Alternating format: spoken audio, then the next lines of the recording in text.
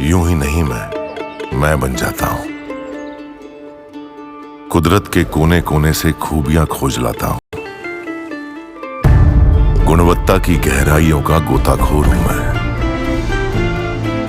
यूं ही नहीं मैं रजनीगंधा बन जाता हूं।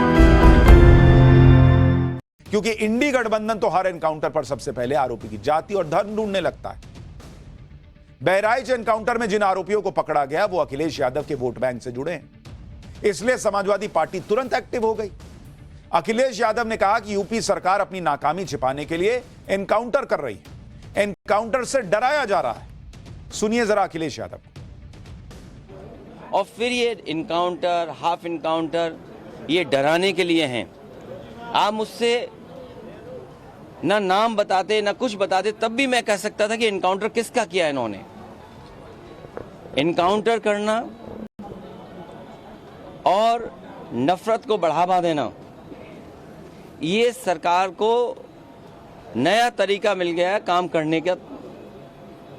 ये अपनी सब नाकामी छिपा रहे हैं। हमारे साथी ये पूछ रहे हैं कि आप क्या करते या क्या परिवार से मिलेंगे।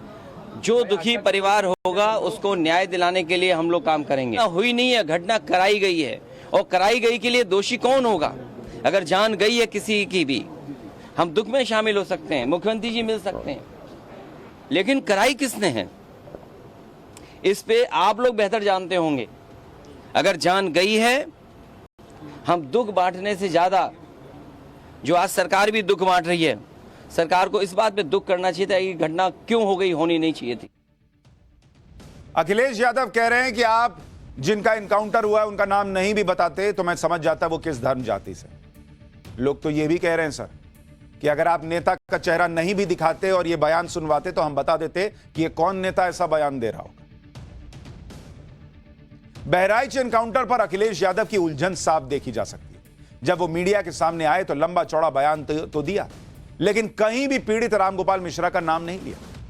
अखिलेश यादव ने यह तक कहा कि सरकार पीड़ित परिवार से मिल सकती है, लेकिन यह नहीं बताया कि वो पीड़ित परिवार से मिलने के लिए किस मुहूर्त का इंतजार कर रहे हैं। यही पीड़ित परिवार उनकी पीडीए वाली राजनीति से होता तो तुरंत उससे मुलाकात करने कैसे वो सुल्तानपुर डकैती कांड में मंगेश यादव के परिवार से मिले थे, पहुंच जाते हैं उसी तरह से। अब जब आरोपियों का एनकाउंटर हो रहा है, पैर में गोली लगी है, तब इतना दर्द है, और रामगोपाल मिश्रा की छाती छलनी हो गई, तब तो इतना दर्द नहीं था। आप यह भी देखिए कि जब यह घटना हुई थी तब भी अखिलेश यादव आरोपियों के साथ खड़े दिख रहे थे। तब उन्होंने रामगोपाल मिश्रा के हत्यारों पर सवाल उठाने के बजाय यह कहा था कि जुलूस का रूट क्या है, लाउडस्पीकर क्यों बजाया जा रहा था। सुनिए एक बार आंखें और कान खोलकर, अखिलेश यादव का बयान तब क्या था जब रामगोपाल मिश्रा की मौत हुई थी। जिस समय ये प्रोसेशन निकलने का काम शुरू हुआ, कम से कम प्रशासन को इस बात का ध्यान रखना चाहिए था कि जो प्रोसेशन निकल रहा है उसका रूट क्या है, रूट पे पूरी सुरक्षा है कि नहीं है, पर्याप्त पुलिस है कि नहीं है, और उसके साथ साथ उन लाउड स्पीकर्स पे क्या बजाया जा रहा है। अगर ये बात मैं कहूँ तो हो सकता है सरकार कुछ और बात कहे, लेकिन कम से कम प्रशासन को यह ध्यान रखना चाहिए था कि आखिरकार क्या बजा रहे हैं, क्या किसी को अपमानित कर रहे हैं। तो ये पूरी जिम्मेदारी शासन की थी, सरकार की थी। शासन की चूक की वजह से इतनी बड़ी घटना हुई। आपने दोनों बयान सुन लिए। हत्या के आरोपियों को एक गोली पैर में लगी तो अखिलेश यादव क्या कह रहे थे, और जब रामगोपाल मिश्रा को मारा गया तो डीजे पे अपमानित करने वाले गाने तो नहीं बज रहे थे। अरे बॉस, डीजे में अपमानित करने वाले गाने बजेंगे तो किसी को मार दीजिएगा क्या बॉस? ये कौन सा हिसाब हुआ? नेता चुनाव की भाषा समझते हैं, नेता वोट की भाषा समझते हैं, और इसलिए रामगोपाल मिश्रा की मौत पर अगर नेताओं को दुख नहीं होता है तो उसके लिए जिम्मेदार वो हिंदू वोट है जो जाति में बंटता है।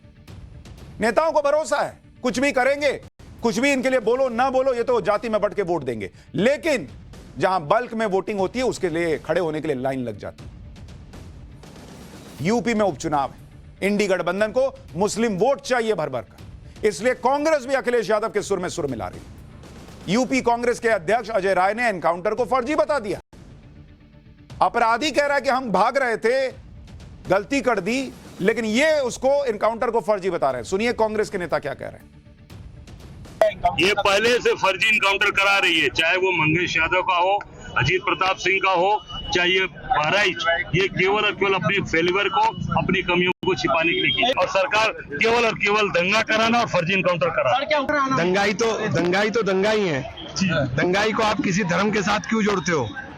जिन्होंने दुकानें जला करके खाक कर दी, पूरी मार्केट जला दी और घरों में घुस करके औरतों के साथ बदतमीजी की, उनका भी इलाज करना चाहिए। उत्तर प्रदेश में इतना भीतर घात है, बीजेपी में इतना योगी जी की कुर्सी खतरे में है और डावाडोल स्थिति है कि वो उसी को बचाने में लगे हुए हैं। उत्तर प्रदेश में फर्जी एनकाउंटरों की एक लिस्ट है, चाहे वो विकास दुबे हो, चाहे अभी वो यादव जी का हुआ। अब इस तरह की बातें कि उत्तर प्रदेश की जो पुलिस एक रूट पर व्यवस्था नहीं कर सकी, वो एनकाउंटर करने में सबसे आगे रहती है। चप्पल पहन के करना पड़े फिर भी दौड़ के एनकाउंटर करते हैं।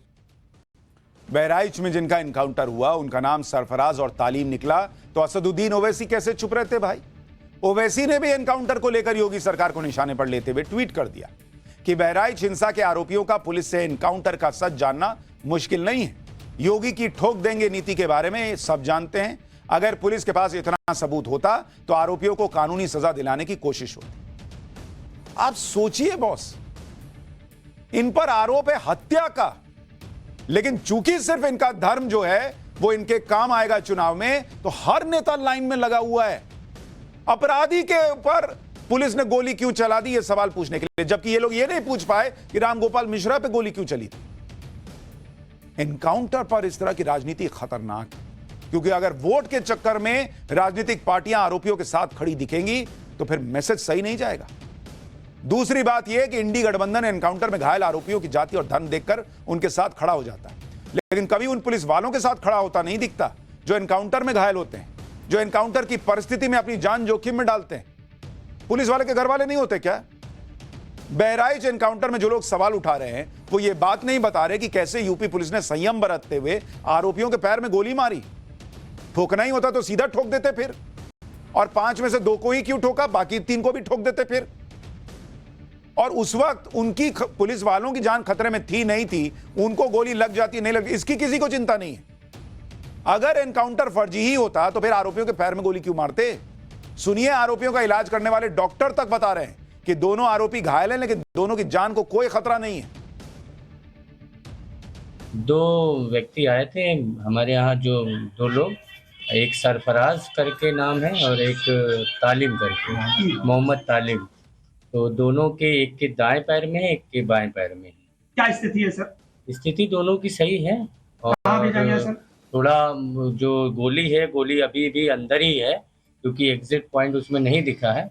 बाकी हमने डिस्ट्रिक्ट हॉस्पिटल बहराइच के लिए रेफर कर दिया है, वहाँ एक्सरे और फर्दर मैनेजमेंट के लिए। स्थिति दोनों की नॉर्मल है। विरोधियों ने बहराइच में आरोपियों के एनकाउंटर पर सवालों की बौछार की तो योगी सरकार के सहयोगियों ने भी मोर्चा संभाला।